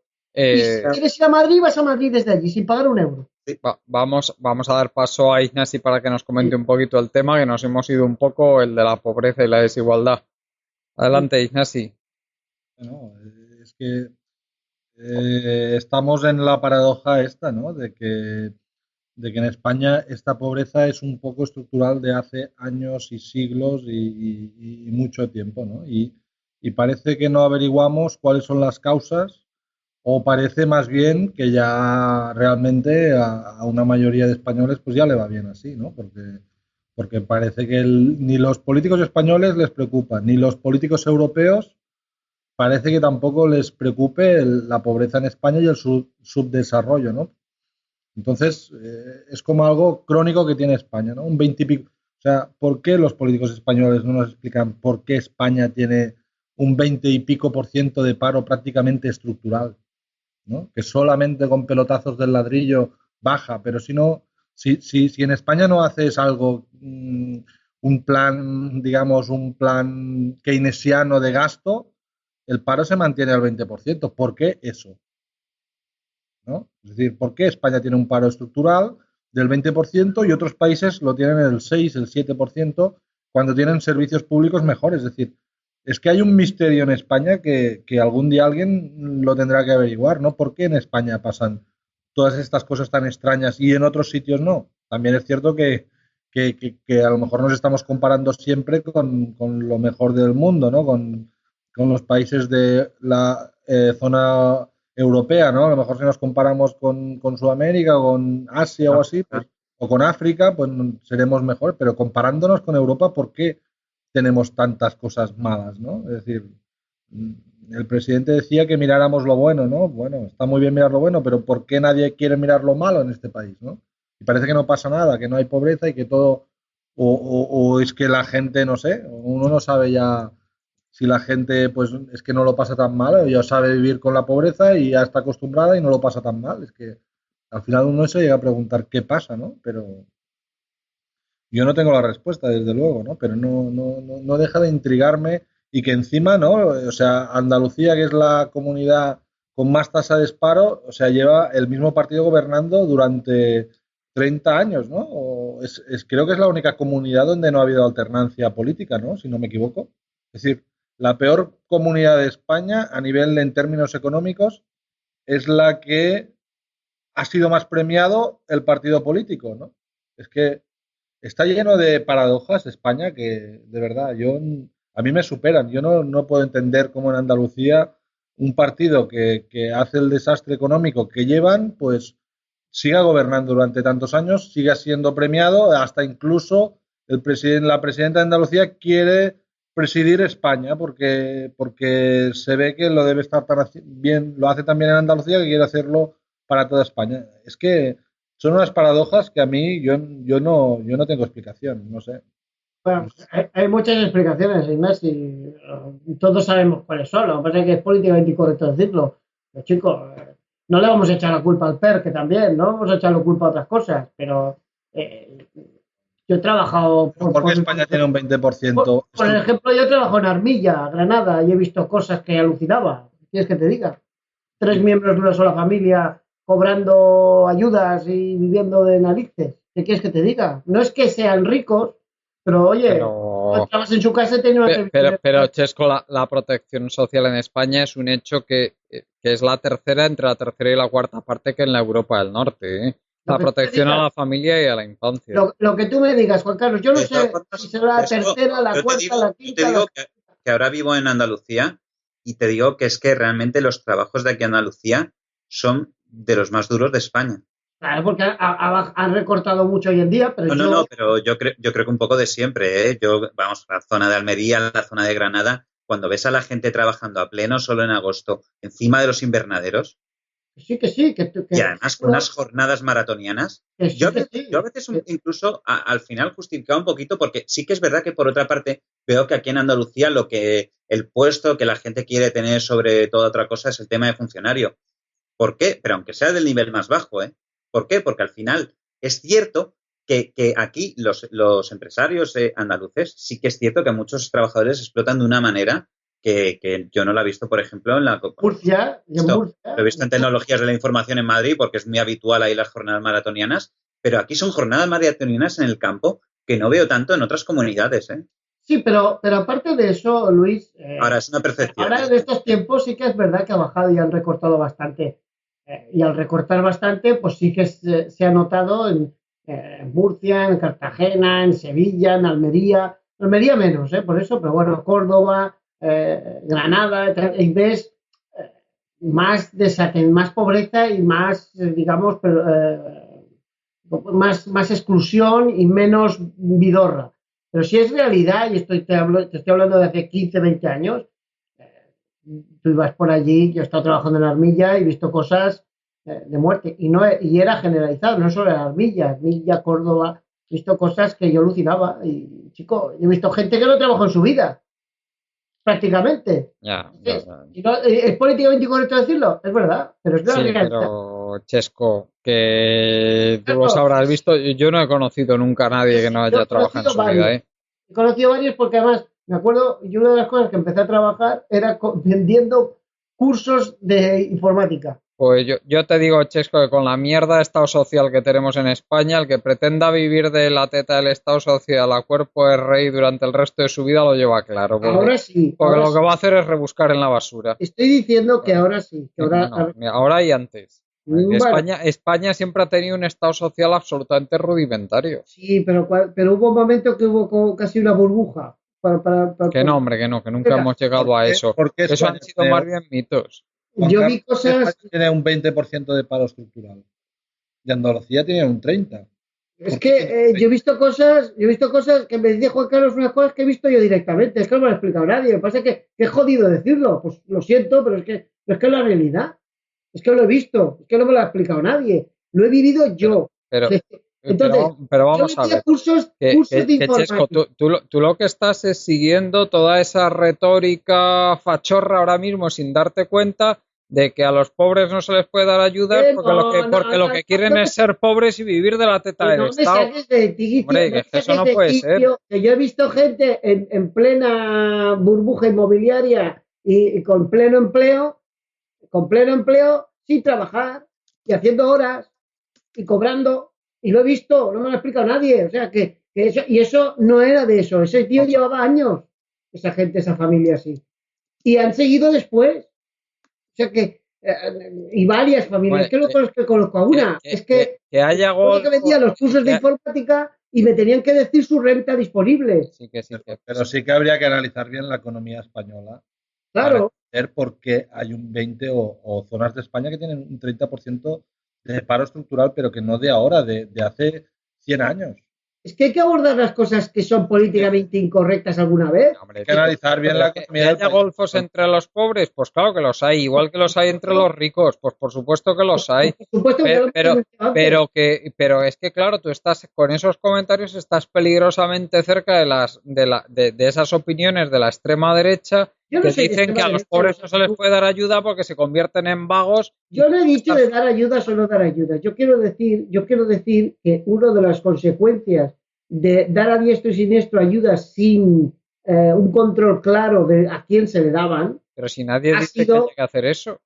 ¿Cómo? Que nadie dice que haya que dar y nadie dice lo contrario. Tú me lo estás sacando de quicio. O sea, yo te digo lo que yo he visto y tú estás sacando de contexto lo que digo. O sea, pero hay zonas de España que tienen un 30% de paro. ¿Por qué? Y siguen votando a esos políticos. Efectivamente. ¿Por qué? ¿Por qué? Y estoy intentando explicar el por qué. ¿Por qué gana el PSOE en Andalucía? ¿Por qué gana el PP en Murcia?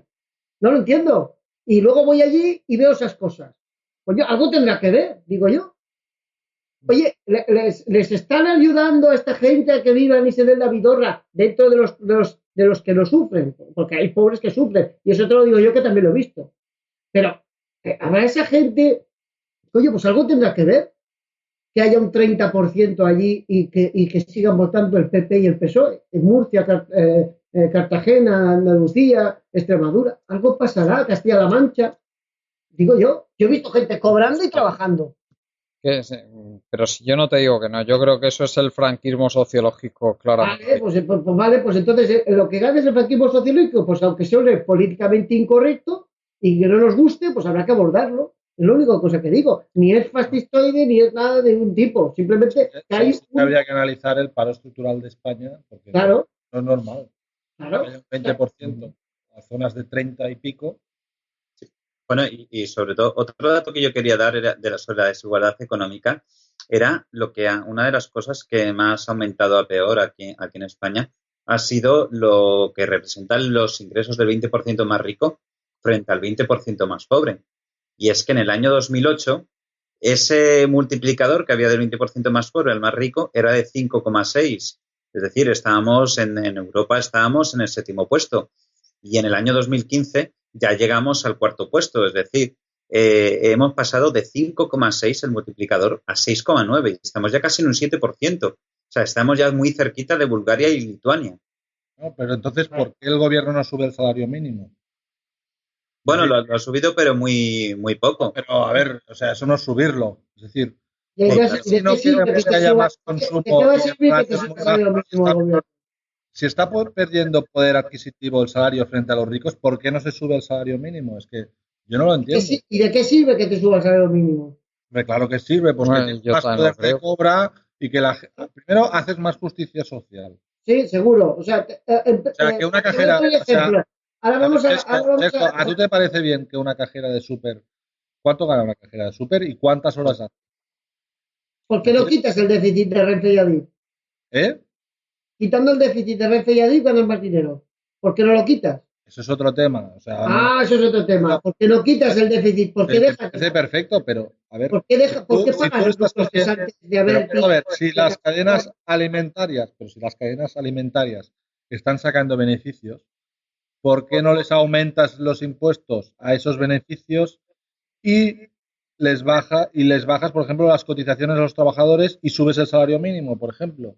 ¿Por qué no haces eso? ¿Por qué el Estado no distribuye la riqueza?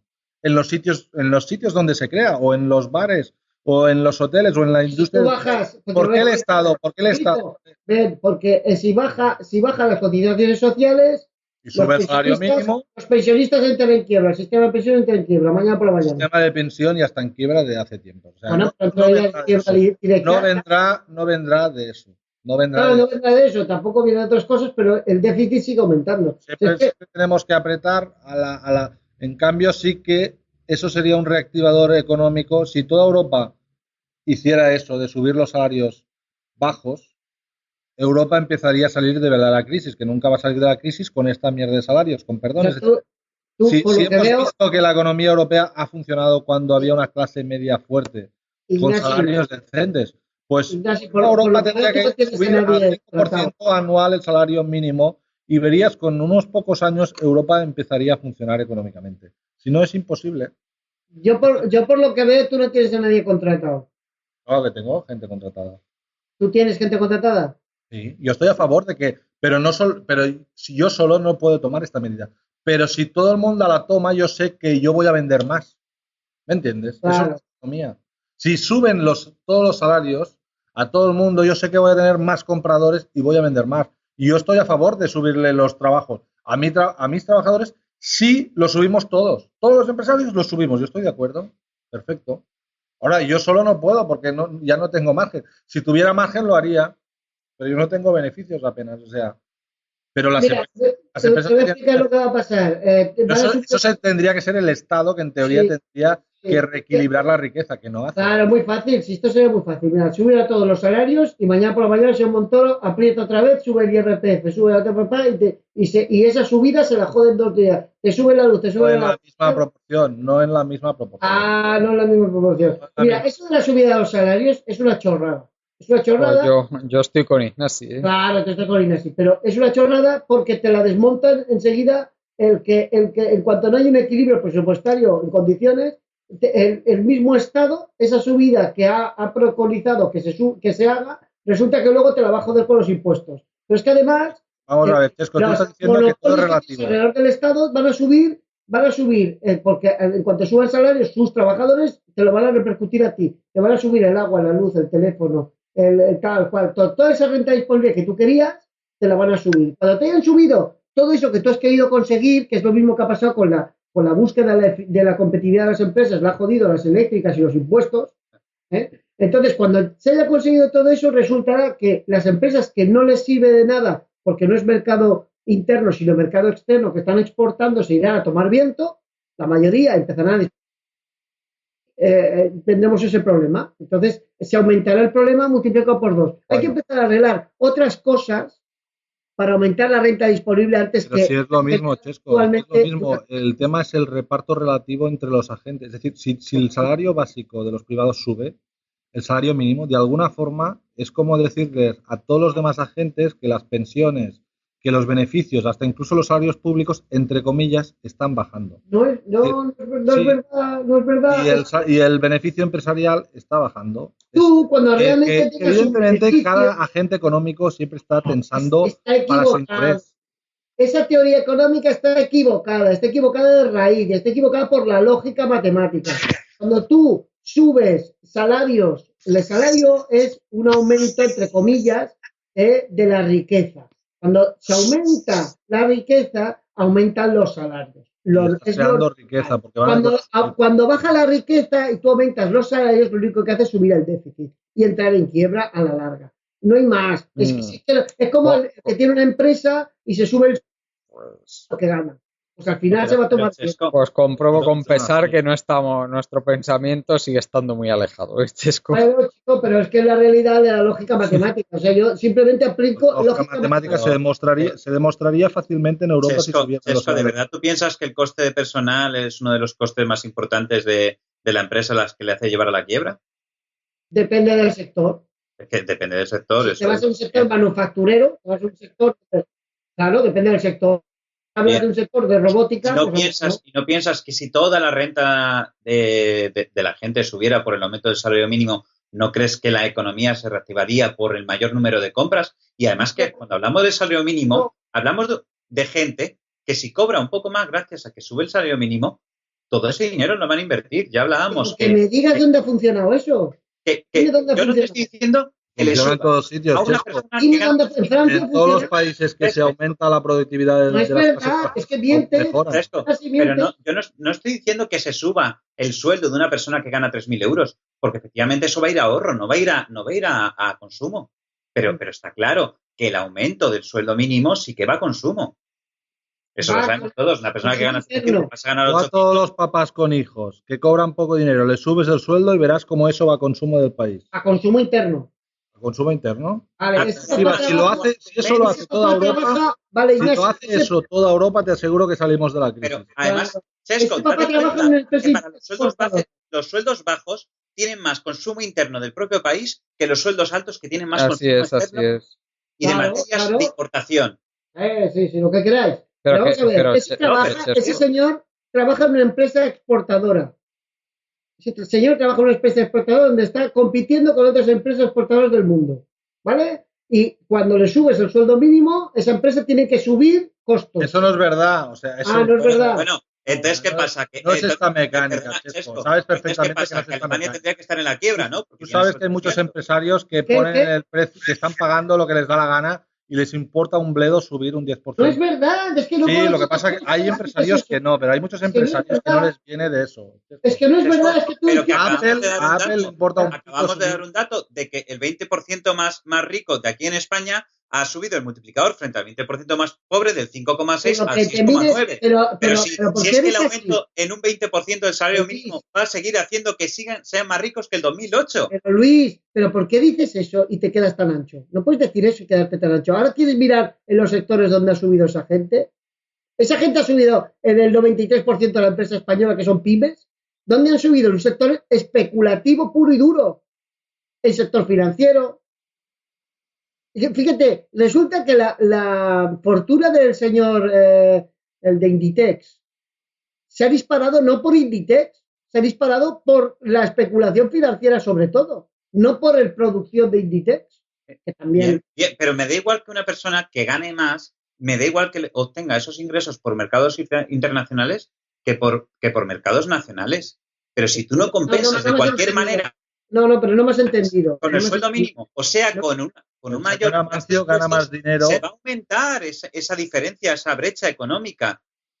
¿Entiendes? Me da igual de dónde obtengan los ingresos, pero esa brecha económica va a aumentar. No es Y lo además, mismo, no es lo Los mismo que sea ingresos la los producción. obtiene de subir los alquileres en las zonas comerciales más potentes. Es decir, de un beneficio, por ejemplo, tú pones un restaurante en el centro de Barcelona, del beneficio que da, el señor Amancio Ortega ha aumentado el alquiler de ese restaurante, porque él es el dueño de ese restaurante, a costa de que los trabajadores de ese restaurante cobren una miseria de salarios. Y eso es lo que está pasando. Eso es lo que está pasando Pero si con la bendición del gobierno. Pero si la miseria de salario no viene por eso. La miseria de Es un salario viene factor por más. muchas cosas. La miseria No de viene salario por- viene porque ese restaurante porque sobra mano de obra. Porque electricidad. sobra mano de obra, Ignasi. Sobra Sobra mano mano. es que siempre acabas con tu mismo mantra, no sobra mano de obra. No sobra. No, el problema es que el dinero se acumula en una gente que no consume. Vale. ¿no? Y que el Estado, en vez de gravar esas burbujas de dinero, las bendice. Claro. Dime un sitio dime un sitio del mundo donde ha funcionado subir el salario mínimo. En cualquier bueno, sitio. Mentira, no, tienes que ver Francia. Francia Tienes que ver Francia el salario mínimo. En Francia mismo. En Francia ha sido un error. Perdona, en Francia ha sido un error. Chesco, entonces, según tu razonamiento, sería bueno bajarlo.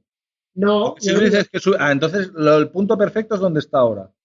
El punto perfecto es desde aquel donde podemos mejorar. Fíjate lo que te estoy diciendo. ¿Es el que tenemos justo en este momento? Es que no soy yo el que lo tiene que decir, es la empresa. Es el mercado. Lo que te digo siempre, los salarios deberían regularlo entre la empresa y los trabajadores, directamente. Entonces nos podemos ir a esos países donde en Bangladesh o así que pagan €1, ¿no? Bueno, yo no sé lo que pagan en Bangladesh, yo lo que sí sé es que en Bangladesh se redujo la pobreza. ¿Qué quieres que te diga? Oye, las cosas como son.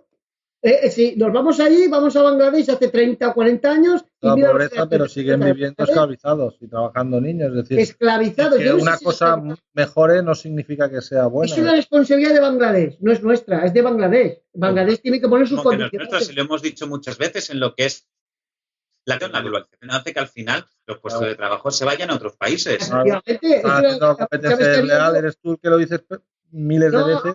Están haciendo ropa a condiciones esclavizantes. El señor Amancio Ortega se está formando. No compremos ropa de Bangladesh, compra ropa española.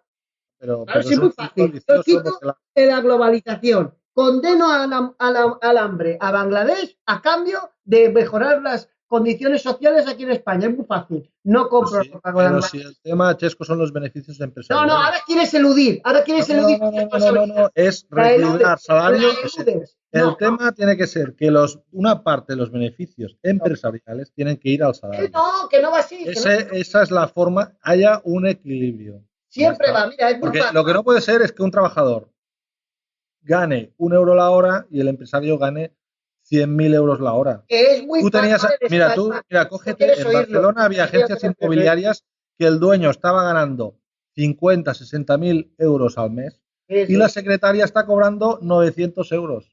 Mira, y la administración pública no haga nada. Eso no es un sistema. La mayoría de las empresas que conozco aquí en España no van de esa manera. Pero bueno, si tú te empeñas en decir que sí, pues di lo que quieras. Ahora, eludes la responsabilidad ahora mismo y no quieres oírlo. Yo te voy a decir lo que puedes hacer para mejorar el trabajo en España. Es muy fácil. No compres producción extranjera. Quiero decir, la producción que me venga a mí me tiene que venir con los mismos condiciones. Que los otros países hagan lo mismo, ¿no? Sociales, que no compren un producto extranjero. Que los alemanes y que nadie en Europa compre ningún producto español, que no vengan a hacer turismo aquí. Es decir, ese es tu modelo, ¿no? Que nadie compre a nadie. No quieres entenderlo. Mira, es muy fácil. Vuelvo a repetir. ¿Verdad que en Bangladesh están esclavizando a niños? Oye, señores de Bangladesh, yo le voy a comprar, si usted le paga la seguridad social que nosotros pagamos aquí, en Bangladesh, a los niños que si no contrata niños, si no hace tal... ¿Verdad que no lo vamos a hacer nadie? Pero eso tiene que ser la ley, pero eso lo tiene que fijar la ley. No, pero aboguemos por eso. Es decir, ¿por qué España deja importar a países? No, es que no quieres oírlo. En vez de hablar del salario mínimo, ¿por qué no hablas de eso? Ahora, que tengas clara una cosa. Cuando tú hagas eso, condenas al hambre y a la miseria a millones de bengalíes. Que lo sepas. Pero es que esa es la historia. Esa es la historia de siempre. Se critica... Es decir, porque tú dejas que el empresario tenga beneficios infinitos. Es decir, Pero que a mí me da igual si el empresario... Si tú al empresario le pones decir, oye, mira, tú puedes ganar 10 veces más que el salario que le pagues al trabajador mínimo. Y así pones un equilibrio, es decir, tienes que poner unos topes en la gestión de los beneficios. Si tú haces tu modelo de beneficios infinitos, que es el que te gusta a ti, caemos siempre en el abuso. Mi modelo... Y es una rueda del abuso. Si tú pusieras un tope equilibrio empresarial, tú como empresario puedes ganar 5 veces más o 8 veces más que el trabajador que gana menos. Si tú como empresario quieres ganar más, tienes que subirle el salario a ese trabajador. O un porcentaje de lo que... Estás obsesionado que todo el problema es el beneficio de las empresas. No, igual que el Estado, no es el beneficio, es el Estado, son todos los agentes. Estás obsesionado con el beneficio. Te acabo de dar la solución. Te acabo de dar la solución para acabar con el paro en España. Te acabo de dar la solución. No, pero es que no solamente se trata de acabar el paro. Tú dices, no, estoy seguro que contigo se acababa el paro, pero ganando 300 euros todos. Mentira. Si tú fueras presidente, no habría paro en España. Eso seguro. Ahora, habría gente con 165 euros al mes de salario, claro. No, es mentira. ¿Verdad que tú conoces Igualada? Tú conoces la ciudad de Igualada, ¿verdad? Un poco, no soy especialista. Bueno, pues ya lo conozco perfectamente. Si tú ibas allí hace 30 años, veías miles de empresas textiles trabajando. Empezó los chinos a producir y empezó a haber un paro en Igualada impresionante. La gente se iba afuera, trabajaba en el campo, otros sectores, etcétera, etcétera, etcétera. Ahora en Igualada hay mucho paro y sobra gente, sobra mano de obra en Igualada. Quedan 4 distribuidoras y 4 almacenes de ropa y poco más. La misma historia pasó en empresas de Alemania cuando vinieron aquí a España. Igualada era una ciudad modelo en el plano textil. Lo era desde el siglo XVIII, XIX y el XX. Cuando empezó, desde la segunda mitad del siglo XX, a fabricarse fuera, en Igualada estaban los mayores terratenientes de Cataluña. Bueno, claro. ¿Qué pasó? Pero estamos en la misma. Si tú permites que un empresario funcione a base de esclavizar y pagar a los trabajadores, porque como tienen tanta hambre, lo van a aceptar. Como tienen tanta hambre en esos trabajadores, lo van a aceptar. Vale, si claro. tú permites claro. eso, oye, fantástico. Vale, ahora te digo lo siguiente. Hagamos la inversa. Mira, ¿qué pasa aquí? ¿Por qué no podemos competir con los chinos o con los bengalíes? Coño, porque allí no pagan casi sobre social. Oiga, señores, yo les compro siempre y cuando su producto guarde estos condicionantes sociales, estos condicionantes políticos, estos condicionantes tal, que sea producto y derivación de eso. Y si no, no le compro. Y si lo hacen, mejorarás el país. Ya lo que harás es que el empresario no dices, porque hay varias maneras de elevar el ingreso y no solo subiendo el salario mínimo, sino que hay varias maneras de que la gente cobre más, y la que tú estás diciendo es una de ellas, es aumentar la demanda de trabajo de un país por el proteccionismo, y el proteccionismo en este caso entendido como el no aceptar productos del extranjero porque no guardan los derechos mínimos de los trabajadores. Por ejemplo, y esa es una manera totalmente efectiva, y yo estoy de acuerdo en lo que tú estás diciendo. Perdona, si uno fuera de izquierdas, la defendería a muerte. Claro, es que un pensamiento de izquierdas, una persona de izquierda debería defender a muerte. O sea, es la competitividad. Yo compito con las mismas cartas. Pero según tú, entonces dejas morirse de hambre a los bangladeses, ¿no? No, a los bengalíes. No les dejamos importar. Pero es lo que se está criticando. Esos señores que están trabajando en la textil ganando €1 la hora, si tú les pones esas trabas para poder importar en España, el empresario los va a destituir, los va a decir, mira, ya no puedo vender a España porque no te voy a pagar la seguridad social. Claro, es lo que te estaba diciendo al principio. Entonces también la tesis. Yo creo que los países tienen que empezar más no a depender del exterior, sino empezar a depender de sí mismos. Y es lo que decimos muchas veces aquí en España. Si la gente en Bangladesh empieza a no poder ni comer, allí hay una revolución. Entonces, ¿qué pasa? Que al final el orden mundial lo que hace es hacer que todo el mundo tenga lo mínimo para no quejarse y para no armar una revolución en su país. Si es que al final, es lo que decíamos, muchas veces nos han acusado muchas veces de que parecía que estábamos en contra de los jubilados cuando pedíamos que se rebajaran las pensiones, y lo que estábamos deseando es que ellos mismos fueran parte de la revolución al ver que no había recursos para ellos tampoco. y sin embargo se están autoengañando pidiendo deuda. Es decir, Oye, que yo no he creo pedido que se rebajen las pensiones, ¿sí? Bueno, yo sí lo he dicho. Yo sí lo he dicho. Que Bueno, si no hay Yo presupuesto no para pido que se ello, rebaje la las pensión, pensiones, pero sí que porque es algo se injusto. adecue la... Pero no crees, pero Juan Carlos, ¿de verdad que no crees que la manera en la cual también se empezaran a revelar esa parte de la población que vota PP y PSOE fuera que ellos vivieran también la crisis como la hemos vivido los demás y empezaran a darse cuenta? ¿Tan malo crees que a ellos fuera rebajarles un 20% cuando están viviendo bastante mejor que todos nosotros? Y además, en tema de unos datos que no hemos dado, es que, por ejemplo, los jubilados son el colectivo que menos tasa de pobreza tiene aquí en España. Bueno, Es decir, perdona Luis, pero fíjate estamos que bajando ahora un colectivo mismo, que lo único que queremos es que se rebelen también. Y encima claro, no sí estamos Luis, pero fastidiándoles para nada porque tienen la tasa de pobreza más baja de toda España. Yo no estoy diciendo que matemos a los ancianos, estoy diciendo que haya un pequeño correctivo para que ellos también se rebelen. Es ya, decir, que España, que seamos todos perdona, iguales, como dice la perdona Luis, Constitución, todos iguales ante la ley. Sí, perdona sí. Luis porque se ha dado una paradoja, esto es lo mismo los pensionistas aquí en España, lo mismo que hemos hablado de los bengalíes con los...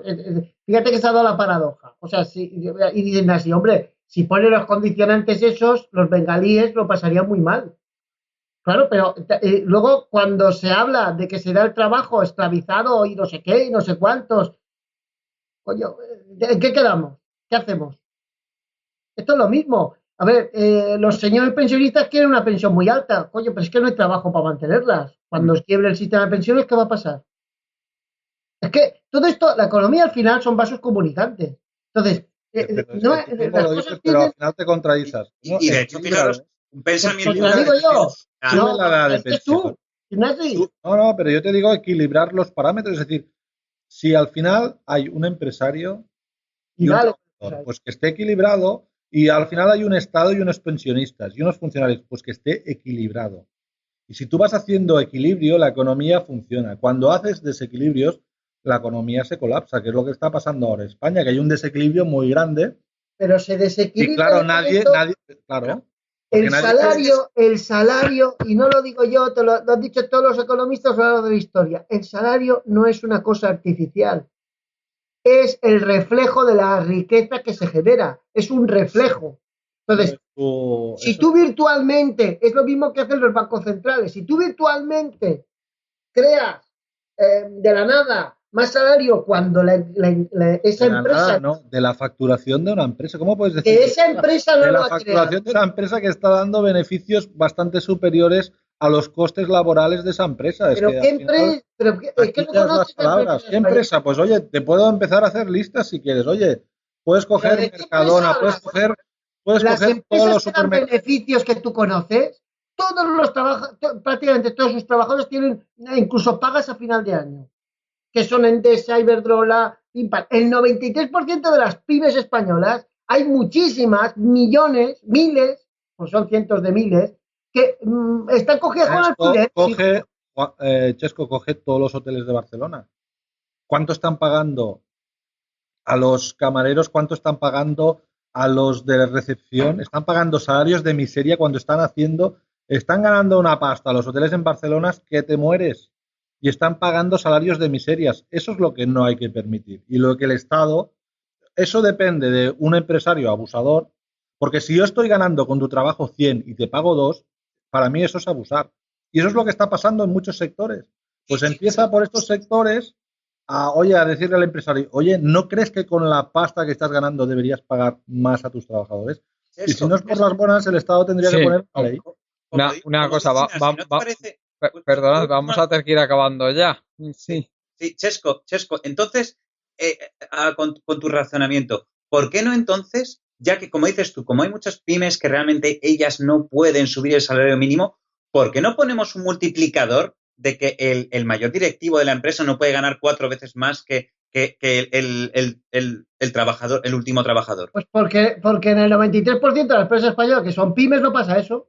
Bien, pues no, perdón, no tiene por qué ser así, ¿eh? Hay empresas que le van muy bien. Te lo voy a decir más, puede haber excepciones, puede haber alguna excepción, pero el 90 del 93... Pues entonces, ¿qué problema tienes en ponerlo? Si tú dices que no, pues No, yo no tengo ningún problema, pero que eso no es la solución. Ponemos digo- lo que haya un tope entre el salario del empresario y el del trabajador. Que yo no digo nada, que me da igual, que estéis equivocando el tiro, que no va por ahí la historia, que la historia no va por subir salarios y controlar los beneficios de las empresas. La historia viene por lo que estamos hablando en principio, controlar el monopolio. Decir que, No, pero es que eso te los damos productos que vienen de fuera tienen que tener los mismos condicionantes para poder competir con las mismas cartas, los productos que vienen de fuera aquí a España, etcétera, etcétera, etcétera. Con eso lo arreglas todo. Con eso es como realmente se arreglan las cosas. El resto no sirve para nada. Tú aquí pones un estado social brutal, grandes salarios, lo que tú quieras, y luego resulta que el empresario de turno puede irse a Bangladesh y abrir una empresa y costarle el producto 10 veces menos, no solucionas nada. Lo único exageras que todo. Nadie es ha que dicho quiere el que Estado. exageros, Punto. es ir subiéndolos. No, yo creo que de las soluciones que hay para todo esto, gran parte de las que hemos dado y de las que tú dices, Chesco, son correctas. Son correctas. No, es que son de sentido común. Simplemente que nosotros decimos que hay algunas más y que se dan no solo en nuestro país, y que si existe un salario mínimo es por algo. Y si en Francia hay un salario mínimo de 1.400 euros es por algo. Bueno, pues no, en Francia no bajaría solo el por el déficit tema si del subes fraude. el salario mínimo un 10% en España. ¿No bajaría el déficit público? Yo creo que bajaría. bajaría el déficit público porque si hubieras el salario mínimo, no lo creo. Porque Pero bueno, es que es reactivas la igual. economía. Si toda Pero Europa sube el salario mínimo, reactivas la economía. y Si vas tú a me decir- dijeras que España tiene un grupo de empresas tipo Alemania, una estructura económica tipo Alemania, empresarial, yo te diría, pues sí, sube el salario mínimo, no pasa nada. Si Podría subir el Europa salario. mañana mismo sube el salario básico de todos los países, mínimo un 10%, hasta un 20%, Muchos el año países que viene el déficit europeo de las instituciones públicas, te digo yo que disminuye. todos los países del sur quiebran automáticamente menos que Cantón Eso lo dices tú. Bueno, digo yo, Bueno, pues, oye, cuando quieras. vamos a tener que ir acabando, ¿eh? Venga, señores, yo me tengo que marchar. Vale, pues muchas gracias, Chesco. A Hasta el próximo vosotros día. por teneros de nuevo. Venga, hasta luego. Y, Luis, si quieres comentar algo más antes de acabar. Nada más, un saludo y buenas tardes. Gracias, Luis. Muchas gracias. Hasta el próximo día. Ignasi, lo mismo te digo, si quieres comentar algo más. Nada más, hoy hemos hablado mucho ya. Sí, ha sido largo el programa. Gracias, A ver si Ignasi. aguanta al final, ¿Cómo? A ver si aguanta la gente hasta el final. Pues sí, la verdad es que va a tener que tener por lo menos tiempo la gente que aguante hasta el final. Desde aquí se lo agradecemos. Y muchas gracias a toda la gente que nos escucháis una vez más, a José Manuel Corrales, Juan Martínez, Ramón Ferrer y Pablo Domínguez, los compañeros que hacen posibles estos programas y que la web esté disponible.